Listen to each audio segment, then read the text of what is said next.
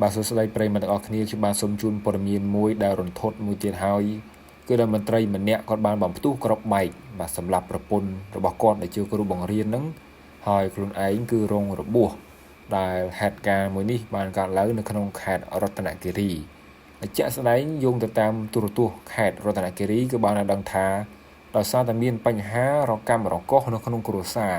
បរិសុទ្ធជាប្តីបានបំផ្ទុះក្របបែកគឺសម្លាប់ប្រពន្ធយ៉ាងអណោចអធមនៅក្នុងស្រុកអូជុំខេត្តរតនគិរីផ្ទាល់ករណីឃាតកម្មនេះកើតឡើងនៅថ្ងៃទី17ខែមិនិនាឆ្នាំ2026វេលាម៉ោងប្រហែលជា3:30នាទីទៀបភ្លឺគឺនៅចំណុចផ្ទះជនរងគ្រោះដែលស្ថិតនៅក្នុងភូមិក្រឡាឃុំប៉ោយស្រុកអូជុំខេត្តរតនគិរីបើតាមរបាយការណ៍របស់អធិការដ្ឋាននគរបាលស្រុកអូជុំគឺថាបានឲ្យដឹងបន្ទាប់ពីហេតុការណ៍ភ្លាមនោះកម្លាំងអធិការដ្ឋាននគរបាលស្រុកអូជុំសហការជាមួយនឹងកម្លាំងប៉ុស្តិ៍នគរបាលប៉ោយបានចុះទៅដល់ទីតាំងកើតហេតុខាងលើដើម្បីធ្វើកំណត់ហេតុតាមរបាយការណ៍ដដែលបានបញ្ជាក់ឲ្យដឹងថាជនរងគ្រោះមានឈ្មោះរ៉ាវ៉ែសូភាភេទស្រីអាយុ32ឆ្នាំជាជនជាតិក្រឹងសញ្ជាតិខ្មែរមុខរបរជាគ្រូបង្រៀន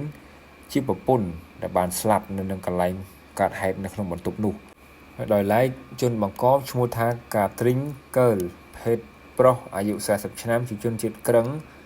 សញ្ជាតិខ្មែរមុខរបរជាយោធានៅជួរមុខរងរបួសធ្ងន់ដែលមានទីលំនៅក្នុងភូមិក្រឡាឃុំប៉ោយស្រុកអូជុំខេត្តរតនគិរីមូលហេតុដែលនាំឲ្យកើតហេតុខាងលើនេះគឺដោយសារតែបញ្ហារកម្មរកុសនៅក្នុងគ្រួសារដែលបច្ចុប្បន្នជនរងគ្រោះដែលជាប្រពន្ធត្រូវបានក្រុមគ្រួសារយកទៅធ្វើបុណ្យតាមប្រពៃណីឯជនបង្កដែលជាប្តីត្រូវបានដឹកយកមកសង្គ្រោះបន្ទាន់នៅឯមន្ទីរពេទ្យបង្អែកខេត្តឯណេះបាទអញ្ចឹងនេះបញ្ហានៅក្នុងគ្រួសាររកម្មរកុសគ្នាមិនដឹងជាមានរឿងអ្វីទេបានឈានដល់ថ្នាក់ប្តីដែលជាទាហានយោធាហ្នឹងយកគ្រាប់មកបំផ្ទុះក្នុងផ្ទះស្លាប់តែប្រពន្ធរងរបួសធ្ងន់នឹងខ្លួនឯងបាទ